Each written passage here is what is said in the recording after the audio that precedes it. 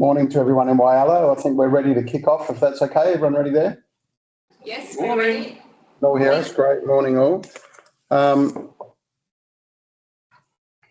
Just kick off with an acknowledgement of country, and I'd like to acknowledge the Whyalla and Kaurna people, the traditional owners of the land on which we're meeting today, and pay our respects to elders past and present, and extend that respect to other Aboriginal and Torres Strait Islanders, if there are any present today.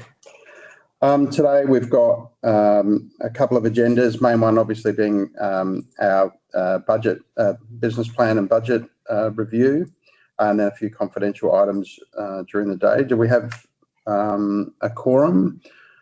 We don't have any apologies, don't believe. We have Peter Klobuchar, Councillor Klobuchar as an apology, and Councillor Simpson is sitting in as his proxy. Right, okay, thank you. Any conflict of interest of any members? Any declarations? No, we're all good. Okay, I'll then move to the minutes of the previous meeting. Anybody have any issues with the minutes from the previous meeting? I'm happy to move it. You're happy to move, Roberto? Seconder? Seconder? Anyone? Probably won't, because I wasn't there, so I don't like doing that. I think so, yeah. Yeah, I'll second. All in favour? Okay, we pass those meetings. We'll move on to business arising on page 19, if we could. Anyone like to just quickly run us through those? Is that someone?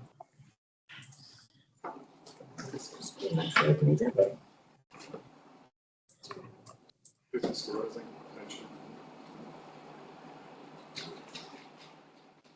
I think they're all sort of addressed.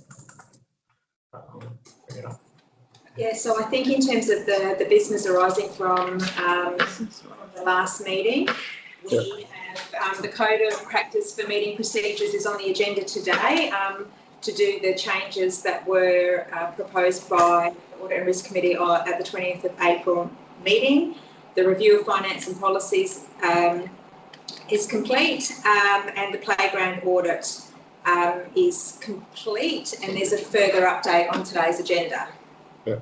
Great. Okay, thank you. We can get straight into it. Do we need a session? I don't think we do at the moment, with just committee members, without staff? At the moment, no, we're all good. Okay, we can then go into our items for decision. The first one is our Code of Practice. Would someone like to just introduce that document? Sue, can you talk to that one, please? Yeah, absolutely. So at the meeting of the 20th of February, the Code of Practice for Meeting Procedures was tabled with the Audit and Risk Committee. The Audit and Risk Committee accepted those. They were consistent with the council meeting procedures, but did want reference to the ability for the free-flowing dialogue and discussion to be able to happen. Those updates have been made as part of track changes in the document, and now it's before the Audit and Risk Committee to recommend and accept that policy. Great, thanks, Sue. Before we go to the recommendation, anybody have any further questions or comments on it? No, I think they reflected what we wanted to do. So. Yeah, so I had no questions either. Okay, so then we've got the recommendation on page 28. That we, it's not up on the screen. It's up in the corner. Review and recommend the amendments as requested by the committee. We're okay to move that one? Have a mover? I'm happy to move. Thanks, David. Roberto, all in favour? Great, thank you. Okay, the annual business plan and budget. Page 51, if I could. Through the chair, I'd suggest that Grant just talks the committee through the report. Yeah. And then, yeah, I'm sure he does ask a question. So I guess the big items we've included in there. So obviously our long-term financial plan, we've got an assumption built in around CPI of 3.5. We've been having some, I've been chatting with other government sort of finance managers to see how people are sort of dealing with the current uncertainty around what next year is going to look like.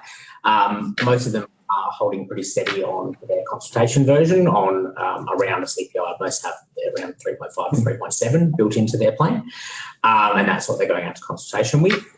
The thinking being that some of the uncertainty that's happening in the world at the moment is potentially temporary or potentially not. So sort of, we always have the ability to adjust later on based on updated information. So, but I think we're going to have a discussion on Monday night with the elected members around how we communicate that, I guess, during the consultation period around what we've assumed and what might change in the future. So I guess that's what we're doing, and I think that's fairly consistent with most councils at the moment. So our plan had a rate increase of 4.3% built in, the LTFP, being the 3.5 plus 0.8%. Then during the process, and based on some community survey results from last year, the elected members have been really, I guess, keen to add additional resources for some of our city emergency stuff, particularly around Virgin median maintenance. And so we've worked through that through some workshops about what is actually required and how we might fund that. We've gone with a bit of a hybrid approach where we've put in an additional rate increase of 1% to fund some of that resource increase, and then the other 50% of that resource increase is to come during the year from a couple of, we've sort of listed 3 items that we can find that from.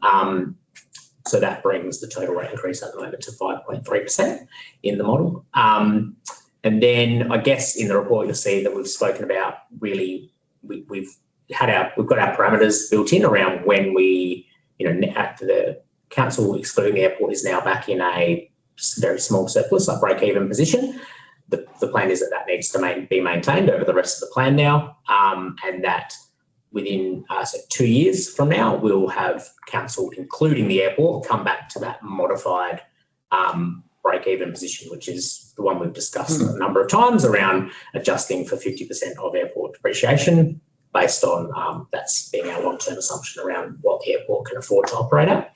And so we've actually tried to make it really clear in the back end of the document, in the tables for the long-term financial plan, we've actually included one now that shows that modified position, so that we're not just always talking about it in a abstract way. So you can actually see where that is and what that is, and that is really, that's our parameter. We have to come back to break even in that year, that modified break even, and that's what all of our, I guess everything we do from a financial point of view needs to lead towards. So anything that changes in the plan will need to find offsets or other adjustments that can make sure that happens as well. So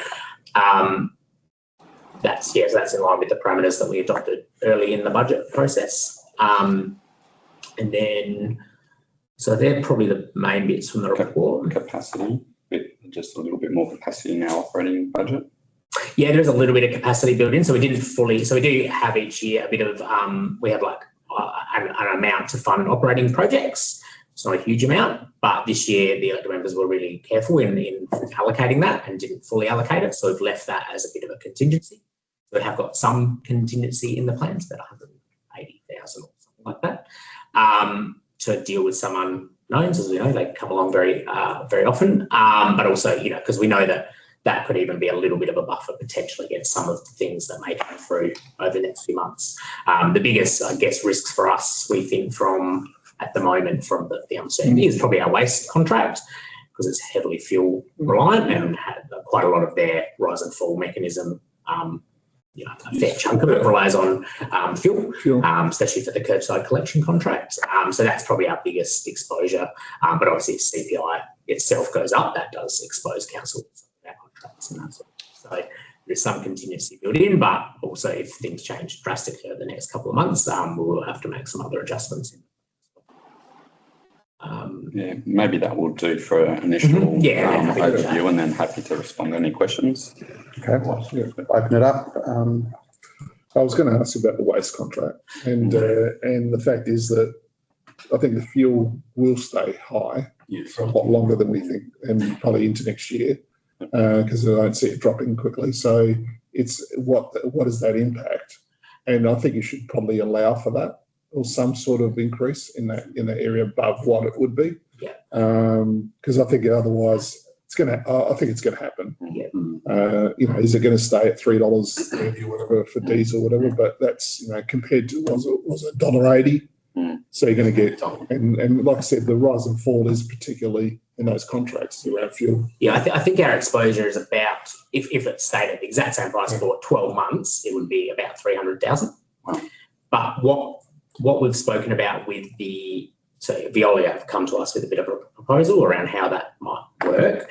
And one good thing I think that they've put in that proposal, and that still hasn't been agreed to yet, but it's a discussion point, is that the fuel remains almost like a bit of a floating item with month-to-month pricing, so that as it comes back down, it actually comes back down in the price as well. So we don't lock in, because what normally happens, we lock in August for our pricing, and then that's your pricing for the next 12 months. And so I think they're looking to work with us on having that portion of the rise and fall potentially be a bit more floating, so that, and then as it falls back to if it falls back to previous prices, then we'll do a normal rise and fall mechanism. But other than that, it would just be a floating. So really, you look at that and go, if it's $300,000 for the full year, that's a fairly significant increase. Because you said you've got $180,000 floating, that's 300,000, and so you're going to get Whyalla aren't going to do it for nothing. So virtually, you know, I would allow for some, like even half of it, to say that the increase is going to be about half, so 150,000. I just think you can't budget for. You know it's going to happen, so you should be in your budget. No question. Yeah, that's my budget. Just on that, has there been any discussion around short-term measures in terms of things like service changes to look at that?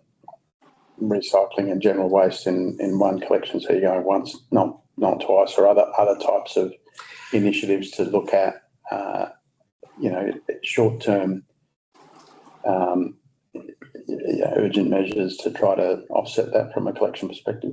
I don't think so. Yeah. I'll just check. Paul, have you had any of those discussions with Whyalla, whether there could be any change to service levels to minimise the impact of fuel costs?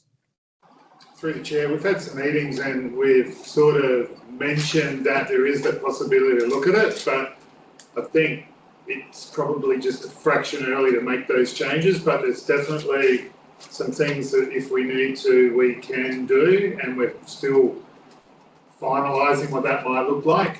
Obviously, it's a reasonably big change to move some of those pickups around. But, it's something that's it'll be chatted at through each meeting we have with Whyalla over the next few weeks. Yeah. If I may, Chair, if I can ask a question. Of that 300,000, how much of that is for the local hard waste collection versus the actual transport costs to dispose of the recycling? So the split is about 200,000 for pickups and about 100,000 for the transport costs. So there might maybe some benefits if you did reduce your pickups. Yeah. What about your own usage, like the depot? Yeah.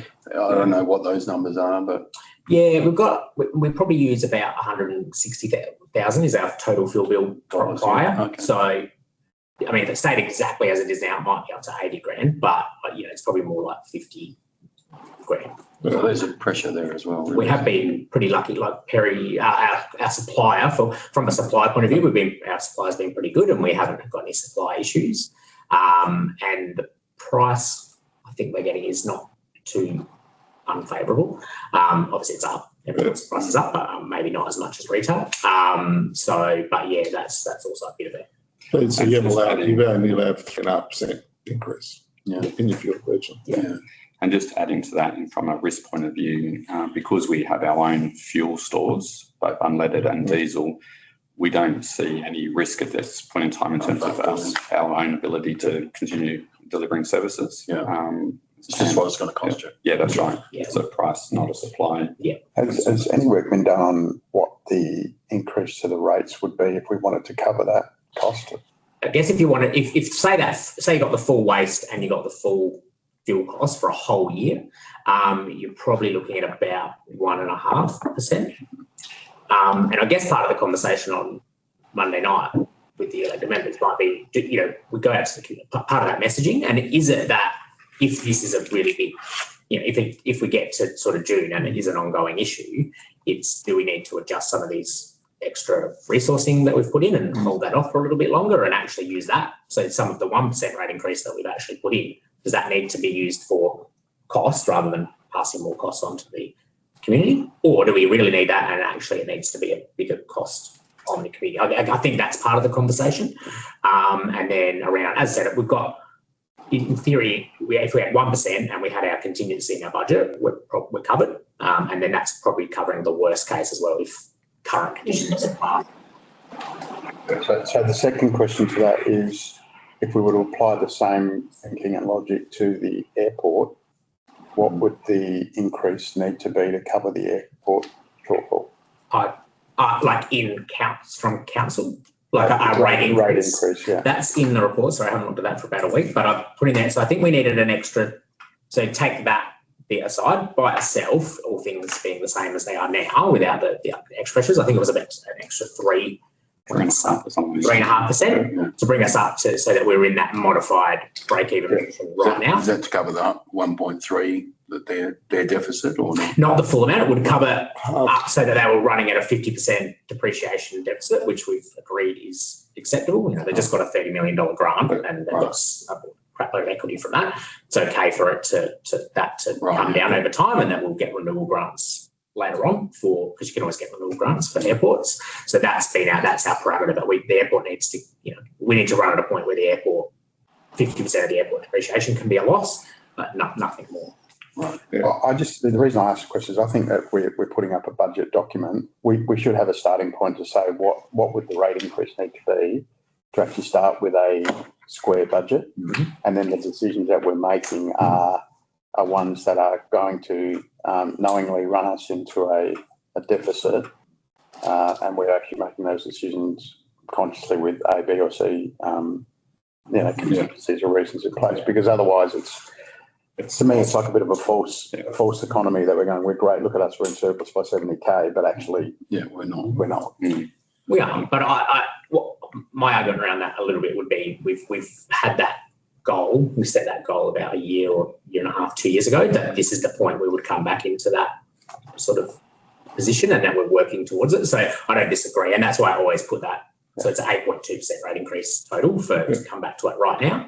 And then, our argument has always been it's not what we're trying to achieve is not having huge spikes in rate increases to smooth it over time and come that if we're moving back to that modified break even in a reasonable point of time.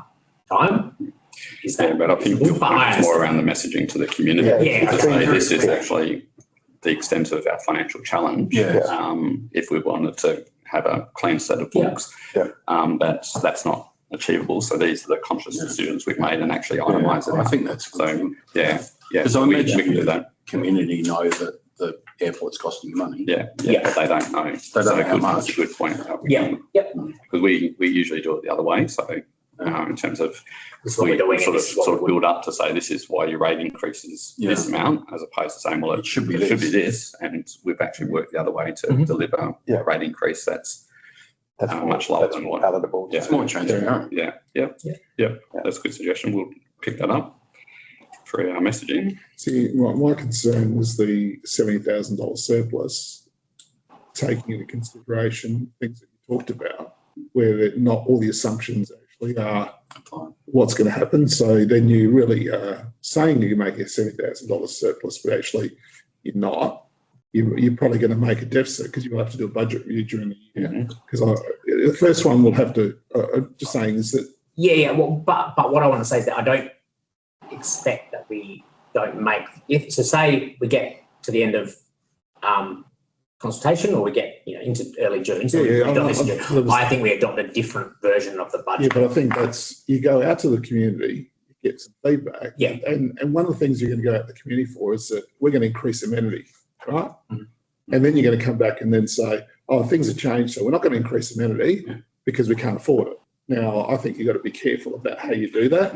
And for me, it's about, I have this thing about, you've got this budget pressures, you also got a problem with the finances over time because you're going to move towards a surplus. And then you go, you've got a plan to move towards that, and then you go straight away, well, we want to increase the amenity. So increasing services straight away. I think to me, that's not, because you're saying the community, we're financially, we're in trouble. Well, not in trouble, but we've got some things we need to do. It's tight, but we're going to increase these things over here, and we're going to increase your rates by 1%. At the same time, there's cost pressures on people in terms of, because the cost pressures you're feeling in terms of fuel and whatever, so's the community. And then you're going to go out for more money. I think there's the messaging has got to be pretty good, because otherwise you're going to get hit hard, and the people aren't going to afford it. And to that point, just with the amenity, what we're saying is that to achieve the service level that the council has set and that the community expects, we're struggling to deliver that service with the existing resources. So we're not talking about increasing the amenity per se, we're trying to get to that amenity on a consistent basis. But to your point, we either have to put more money or draw more from the ratepayer to get to that service level, or alternatively, if the community doesn't have the capacity to pay that, is to say, well, we're not going to get to your verges once every 8 weeks, it might be once every 10 weeks, and consequently the amenity is going to deteriorate. So I think it might be a good opportunity with your indulgence, Chair, if either Bill or the Mayor would like to say anything from an elected member point of view, just in terms of this conversation, just to inform your thinking. There was a comment, I'm Bill by the way, there was a comment made by someone, I didn't know who it was, about reducing services as far as Whyalla goes. I'm very much against that, but we should discuss in more depth about what services we're offering under the conditions we're under now. That's a Monday night job, I think. Phil here. I've already expressed a view yesterday to senior management that in taking the budget to the community, we have to make allowances for the fuel issue. Not just that we will have some plans and may have to put those in play if it continues, but we have to take it into account. It must be part of our current budget proposals with a good explanation. It gets back to how we sell it to the community and put it that there could still be changes ahead. We've got to flag that as part of the budget, that the budget that we propose for consultation. I agree entirely with whoever just made the comments. I don't want to see us come out with our normal, we're looking at doing this and this, we're going to improve the amenity, we're going to finish the projects without some, not so much a disclaimer, but a warning. Things may still change. I don't believe we should go with a consultation of a normal style budget without clear emphasis that this will still have to be worked at. And I still think if we can identify that there is going to be that extra cost that we've already identified now, and if the situation continues for that length of time, we've got to incorporate it from day one. Adding to that, we've got to be very much aware that the cost of living doesn't be just a petrol and fuel, it's going to be everything else on the shelves as well. And our ratepayers are subject to that, increases like we are. I mean, you've got that with, sorry, Laurie, you've got, like, we mentioned up to 300,000 on the waste contract and potentially 80,000 in your own. Fuel. I mean, you know, if worst case it all applied, there's nearly 400,000 there. Maybe there's a case for being upfront about it, saying it could be as bad as this. Here's our exposure. We've hoped, you know, we think maybe it could be 200,000 if.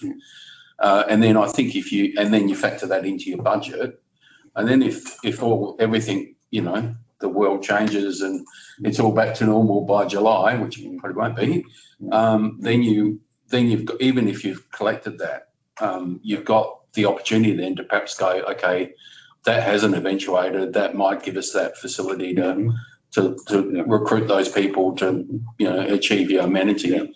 But you'd perhaps be a bit more austere this next year and go, you know, this is a bit like the COVID moment I remember 5 years ago where councils were trying to decide, you know, how do we deal with this?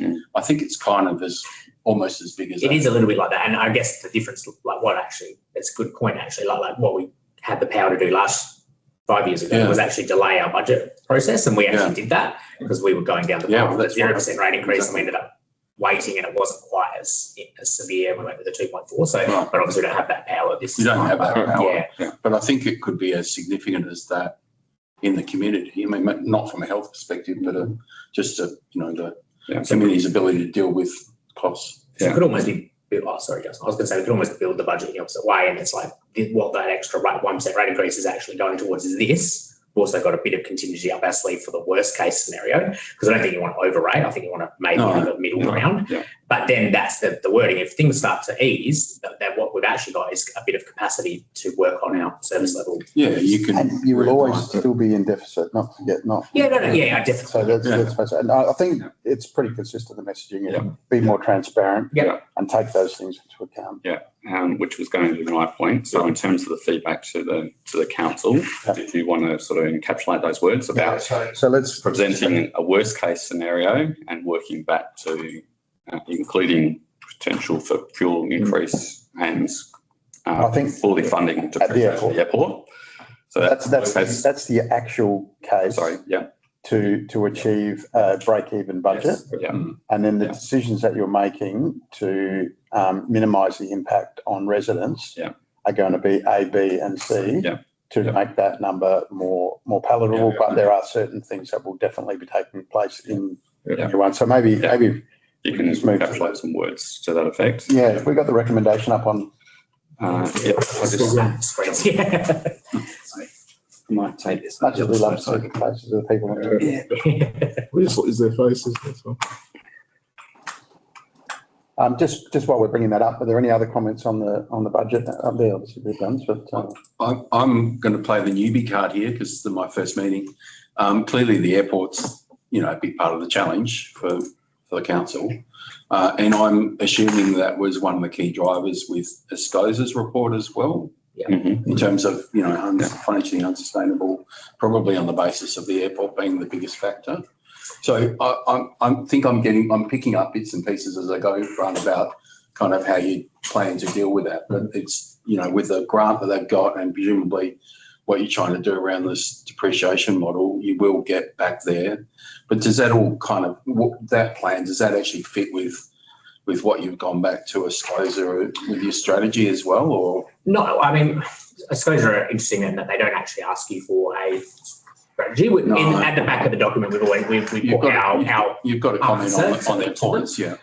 Obviously, in a year and a bit, we'll be due for another Escosa review, and we'll get some feedback on what they think we'll be doing. But I guess that I think the Escosa, the comments of this committee previously and the Escosa thing have helped form our strategy in terms of we need to have a very clear point to come back to, and that we need to, even though the airport itself might be, we account for it separately, we show what it is, but we know that when you combine it back in, we still have to be financially sustainable. We can't ignore it. And so that's why we've set that clear goal of when we bring that back to, I guess, a break-even position without it just pushing out and out and out. Yeah.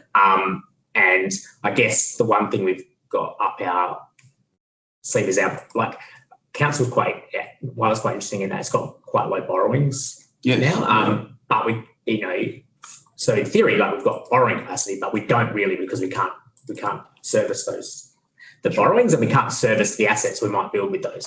So I guess that's the one thing we've got a little bit. We've got that year or two to get back to that thing because our borrowing position is low. If we were in a lot higher borrowing position, it would be probably even more urgent to bring it back. So. Sure. I think just to David's point, it's important for us to make a note on that in the recommendation, given the impact that the airport does have on our ongoing viability. Yeah. We should mention the fact, and whether it's just that we need clarity of strategy on actually dealing with the ongoing deficit created by the operation of the airport. It just needs to be mentioned in there. That's one of the points of the recommendation, I think. Yeah. So I'll read this myself. Where's the Word document? I was trying to edit. Probably on page 2, I suppose. Well, I think you need to. I'll stop sharing. I think one of the comments you need to put is about it's important that the council make an operating surplus to offset the deficit at the airport. It targets it. It has to. I don't think there's any problem. Well, It's not a surplus. It's not a surplus overall. No, operating. It's a net surplus. He's talking- It's a net deficit always. I'm telling you, the council in its Surplus. normal operations needs to make an operating surplus to offset the deficit in the airport. And that's, the strategy's got to be that anyway, and it is long term, because you're never going to make an operating surplus on the airport, No, it's even like quite late in the. because you're taking into that sort of 50% depreciation thing, so therefore you're never going to make, well, I think your strategy says you're never going to make an operating deficit, an operating surplus on the airport. No. So consolidated, then you never, you virtually got to offset that 50%. Well, So no, we you have don't, to but no, make- but that's what we're saying, we don't. Our position is we don't need to offset No. that. So we could, if we were running as a combined entity at an amount that was with less than 50% of the airport's depreciation, we would consider that. That's what I'm saying. So Yeah, it's a you're modified allowing for that. that 50%, which Yes. is the adjusted, We've called modified operating, whatever, the position for the airport. That's right. Those two things compared to, so your consolidated position with that modified should be surplus. Yes. So you have to have had a surplus. And that's why we've added that table into Appendix B. Yeah. There we go. Yeah. We've added that table into Appendix B so that it's really clear what that actual combined position is, so that we're looking at the right things. Yeah. So for the minute taker, who's actually at that end, not this end, we don't have the Word document. Did you want to? Yeah, there's a few changes that we should probably run through here with each of these points. So the first one, recommend the draft rating policy to council for adoption, noting that minor changes. The fact that we just had discussion around potentially needing to change the rate and then making conscious decisions to minimise impact. I think something needs to be. I will say the rating policy itself doesn't actually talk about the overall rate increase. No. The changes that are required are potentially in the differentials between our property types and things like that. So the rating policy is much more high level. It's about how we rate and a few key things. So that policy itself will only have minor changes, even if the rate increase changes. All right, so we're happy So that it's more in our business. Yeah. as it stands. Yeah. So at point A is to your point that you'd like the draft annual business plan to be presented to the community with the actual rate increase required to achieve a balanced operating position, Correct. inclusive of the airport, Yeah. together with adjustments made by the council to account for or to minimise impact, short-term impact on local residents. and to itemise Conscious those changes. choices made by council to minimise impact on local residents. Yep. Got that, Naomi? Not in its entirety, no. Draft any business plan for the community. Presenting the actual rate rise required to achieve a balanced operating result, inclusive of the airport, comma, Operating Yes, result. that, Justin. operating result. Yep. Sorry. Okay, so just go back from balanced, it's operating result after balance. Inclusive of airport. Sorry. And then comma, together with conscious decisions made by the council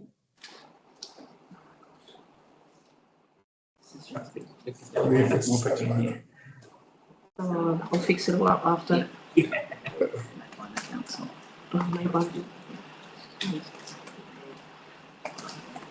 Council. to minimise the short-term impact on local ratepayers. with these decisions itemised for full transparency. Something along those lines. Yep. Laurie? Yep. Everyone okay with that? That's fine. Is it also worth picking up the comments about the potential cost impact of fuel? Yeah, I think that should be point B. Put that in B. Yeah. That's fine. Budget. B should be something like the budget should factor expected cost increases as a result of current fuel prices and expected increased prices over the medium term. Yeah. Nice, that Be worth almost calling that out, particularly around waste services, so that so that if you have to down the track go, oh my goodness, we have to adjust the way we collect waste. Yeah. Then I'd say, Naomi, can you type up the following, please? Yep. I guess so. Ready, Laurie? Sorry, you have to do that one again, mate. So we should put that the budget should factor the expected increases in fuel costs, particularly related to waste services.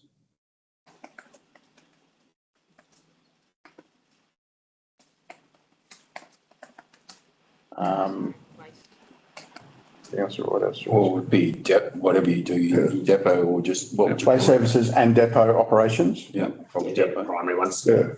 That's where cost would be. I think that's probably sufficient. Yeah. And I think the third point should be something around the conscious decision around the strategy for returning the airport to surplus should be. I don't know how we're going to do it. Thanks to the modified results of 50%. Yeah, I think the point is we need to ensure that there is a conscious awareness that the airport in its current form is leading us to a long-term unsustainable position. So we need to make decisions and be aware of the strategy that we're taking to address that issue over the medium and long term.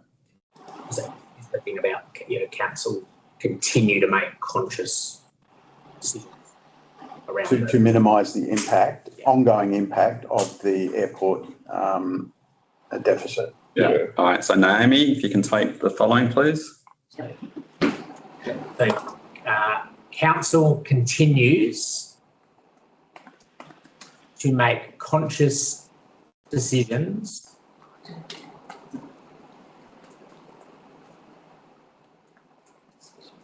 to address the impact of the airport on ongoing financial sustainability. Is that okay?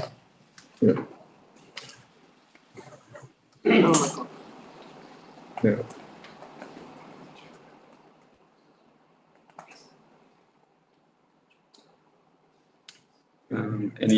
So we've sort of talked about the fuel, we talked about the budget. Only other one was your extra resources you're going to get to maintain your services. Yeah. Should we, I don't know how best to deal with that, apart from maybe saying, look, ideally we'd like to fill those positions, but acknowledging that that's probably dependent on the outcome of fuel costs and things like that. It's interesting. I had a point that I was, because you've got efficiencies and savings that you've identified, and I was thinking that they should be put towards current priorities rather than inventing new priorities, if that makes sense. Yeah, this is again the same comment as before. So the future priorities are the same as the current priorities in that the service levels have been set, but we're struggling to meet those service levels. But that's what the concern. The only reason I raise it is because the long-term financial plan that you've got that brings you back into those things with the airport has certain assumptions in it. right? Those assumptions are that the service levels that you've currently got are in that long-term financial plan, and that you are actually achieving those. And that's the bit that But we're you're trying not. to address. So therefore, the assumptions in long-term financial plan are actually incorrect, because they should actually take a factor of what things you aren't meeting and be built into the plan. Because you've got savings built into the plan, but there's no savings built into the plan because you're actually not meeting those service levels.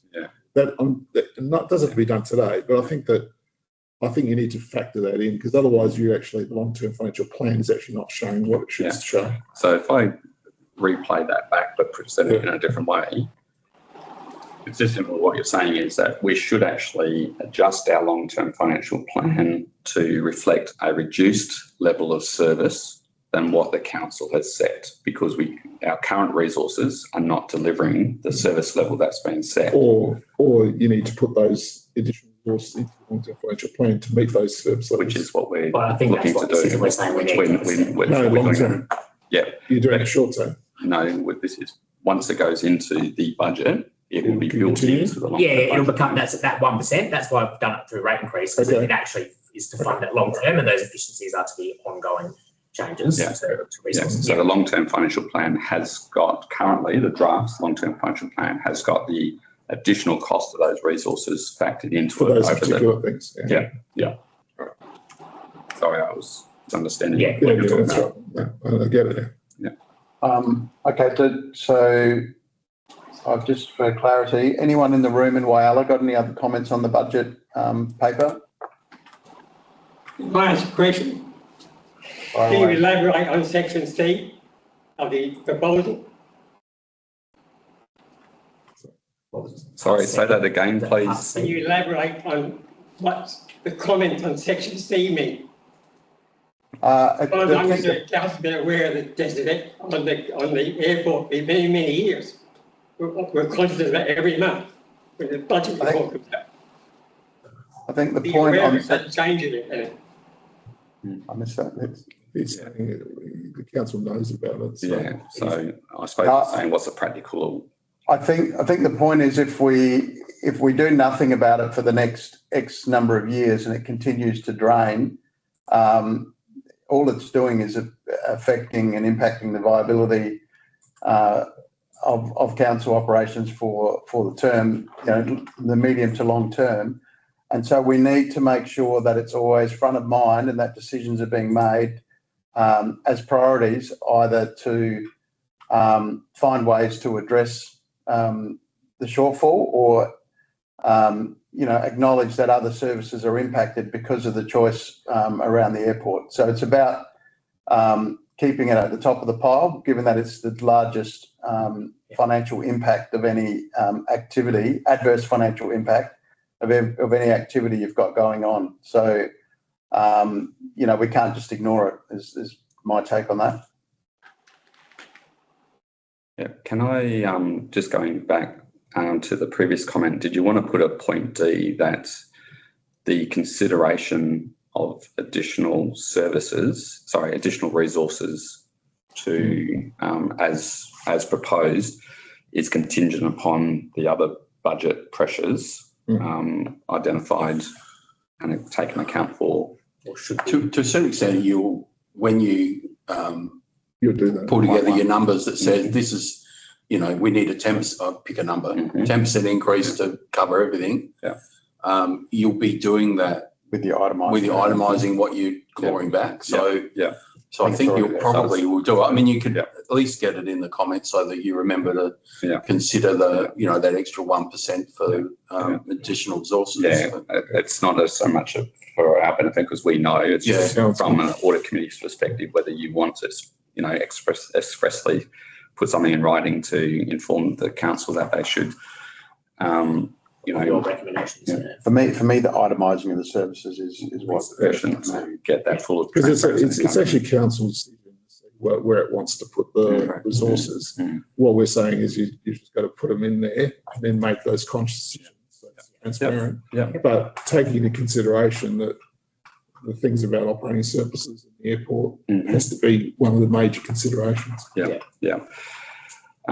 Grant didn't cover it per se with the initial introduction, but we've pared back our capital X CapEx, sorry, largely to fund the two major projects that we've got.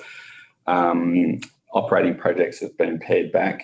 Probably the one key item that it's worth bringing to your attention is that we've finally committed some money towards our system modernisation. So our corporate systems are legacy systems and need to be replaced in the foreseeable future. So is it 240? Yeah, 240. Yeah. So, but beyond that, you know, we've taken heed of the audit committee's feedback in the past, and really, you know, we've not got much discretionary spend in there. So just wanted to bring that to. And does this budget currently also include Humming Hill, the full amount, or have we? It includes an extra amount next year to go with what we had this year. Yeah. But based on the fact that that's a simple. So just one of the budget pressures that we did have, which is still currently in the draft budget, is the gazebo is that it was probably not quite enough to do everything if we did the tower. With our relocation out of the Darling Terrace Civic Building, we had a lot of radio equipment sitting on top of that. That was largely servicing CCTV cameras. To maintain that functionality for a period of time, we're looking at putting extra infrastructure on top of Humming Hill. Just recently, we've been able to identify an alternate way of achieving the same functionality, but replacing a server and changing the links and the technology running the cameras down at the foreshore, which is where sort of the main challenge was. And as a result, we're probably going to save, you know, I'd say 150. We'll have to still do the gazebos, but they won't need to do that. So again, you know, trying to demonstrate that everything that we look at, we're trying to minimise the potential cost implications. Yeah, just one of the things when I read, because your capital infrastructure spend next year is a lot higher. And I was just going to ask about capacity of the organisation to deliver on it. Yeah. Because it's actually because you've got carryovers coming through. Yeah. One thing can I ask Paul, just to vary the voices, can you just provide initial comments about our capacity to deliver CapEx projects, Paul, and additional resources we've brought on? Yeah, through the chair, we definitely had those discussions leading into this draft budget because the one thing I don't like carrying projects over. So the resourcing that we've got moving into 26, 27 is absolutely adequate to make sure that we complete the projects that are coming forward and the predicted projects that are drafted in the budget. Obviously the cap spend's big because of those big projects. So the number of projects moving forward is definitely within our capabilities with the current resourcing. And at this point in time, I think we're looking at probably 85% or greater for closeout of projects in the current year, excluding a couple of the big ones that we've had to carry over and we were always going to be funded over a couple of years. So we're trying to also reduce that tail or lag that we have with projects being carried from one year to the next. Chair, the only other thing is about the rating policy. I know you've got hardship within it. Have you reviewed that? And because there will be additional hardship this year, it's a bit like COVID. Are there any things in there where council may be able to provide some relief through hardship in terms of that policy? That's the only thing I was going to ask. Yeah, so our policy does already and has for a number of years provided that flexibility. So there's always an ability for a ratepayer to have their individual circumstances presented to council for the purpose of get the right language, is a rate rebate or? Well, it depends on the circumstances. So what our policy basically does, it refers them first to go through a financial counsellor, and then that financial counsellor makes a recommendation to us. What basically happens is, in the majority of cases, it'll be around like ongoing hardship. And so what that allows us to do is to do basically either it's called deferral, which you can do automatically for seniors, but under hardship you can do that for other people as well. So then if they pay a small amount or zero of their rates that year, obviously it accrues against their property, but normally property values are going up as well. Or to do payment plans with some waived, those sorts of things. There is also in very, like, we don't do it very often, but we have a couple of times. So Justin does, where there's sort of like one, like, unexpected hardship that's like almost like an event that causes really bad hardship that is unlikely to be ongoing. Justin does have the power to waive a portion of rates, so basically remit rates. So we haven't used that too often, but we have had a couple of times where we've used that. I was thinking more that if you have those, maybe your draft should have a you should be communicating that through your draft, in your. We really emphasise that. Instead of just having it in the policy, because a lot of people have it in their policy, but people don't understand it. Yeah. And it's just having it within the draft saying. We do try and push it in our media releases and stuff as well. I'm saying it in your draft document stuff and try to do it, because I think it is going to be that thing where you're going to have more people requesting it. Yeah. So, and even your rate rebate, your rate cap is 12% plus the rate increase. It's quite high compared to what I've seen in other councils. It is, remembering that this is because of our move from, so it's actually only for the move from site to capital value. So that's actually what that rate cap is for. So we were one of the last councils to move to capital value about 3 years ago. And there's actually only about 280 properties now left under that. Under that rate capping, that will be affected by that capping under the model. So we started with like 2,200 properties or something in year one. This will be year 3, the final year of the capping regime, and then the year after it'll roll out. I have highlighted to councillors that there's probably only about 5 properties that are really big outliers that we may need to do some sort of rebate for next year, next cycle. But other than that, everyone else has done its purpose. I guess. And one more question. I just remembered the sale of the civic building. Is that included in the budget? Not in terms of nominal quantum, because we've got no idea what it will sell for. Because our thoughts, I guess some of the discussion we've had on is even if you get very low for it, we've actually saved the demolition cost. I understand that. I think it's more that I haven't seen it in the budget papers, and I think we'll discuss it probably later, because I wanted to ask a question on it. Yeah. Because whatever you get there also helps your position. Yeah. Okay. There's no other questions. Maybe can we move to the recommendation on the budget? Thanks for the discussion. It's a good discussion. I just want to raise that because there was a specific one, but I think Justin just wanted to have the Sierra report on financial sustainability. Resolution. It's like it is part of the overall document, but obviously it's a key thing that ESCOs look at when they come.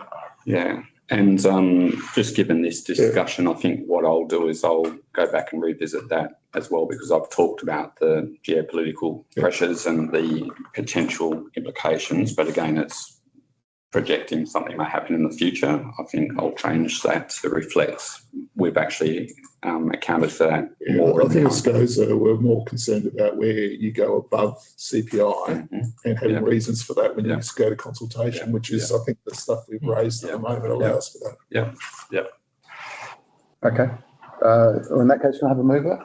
Berto, thanks. Seconder, David, all in favour? Pass that. Great. Good discussion. Look forward to seeing how that pans out over the coming weeks. We're now on to items for noting. 3.1, the playground audit. Page 137. Actually, it's take the report as read, but if you've got any questions, Colin Sharp's in the room and can talk to that. But the short version is that we've done a lot of work on our playgrounds over the last 12, 18 months and significantly reduced the risks that were identified at a point in time, but happy to provide more commentary if needed. I guess the only question is what for the 3 that are not sort of sorted out, what's the time frames? Are you going to correct that situation, or are you going to close them, or what's the strategy?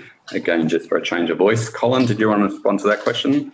Yeah, look, I've given myself a deadline of 30 June this year. We just got the company to get back with some mitigation processes that we've used in Civic Park as well. So we're going to look to implement those on those 3 structures and like I said, by the 30th of June, no later than. As per the recommendation. Yeah, okay. Okay, everyone else all right with that? I think it's, you've taken the audit and you've actually made a lot of because this has come through a few times, and you've actually made the changes and mitigated the risks. So I think that's a good thing for the council to have done. So I'm happy with that recommendation. Yeah, I agree with that. Okay, so in that case, we've got Roberto moving it. Seconder, David, all in favour? Okay, that one's passed. Next one is the council water supply charges. Yeah, so this was just a very quick report, addressing a question that came from the last meeting. So yeah, so just showing, as I said, it's very hard to actually find. Not many councils sell recycled water, and the ones that do don't really like to publish their pricing. But Salisbury Water was the one I was able to compare against. And I guess SA Water do have a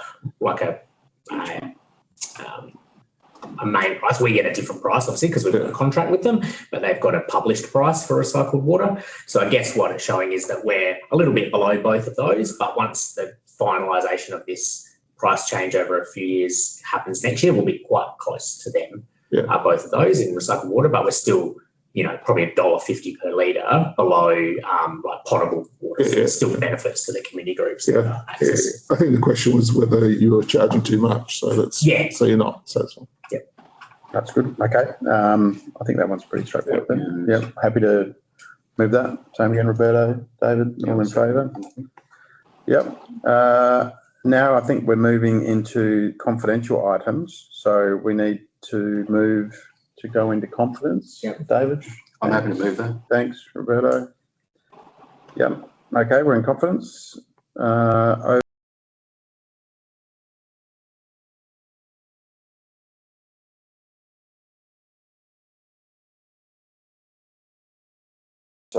Any motions without notice?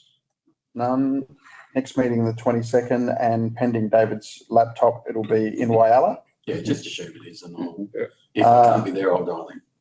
And on that note, we will close the meeting, and thanks everyone. Thank you. Have a great day. Thank you, everyone. Thank you. Cheers. Bye.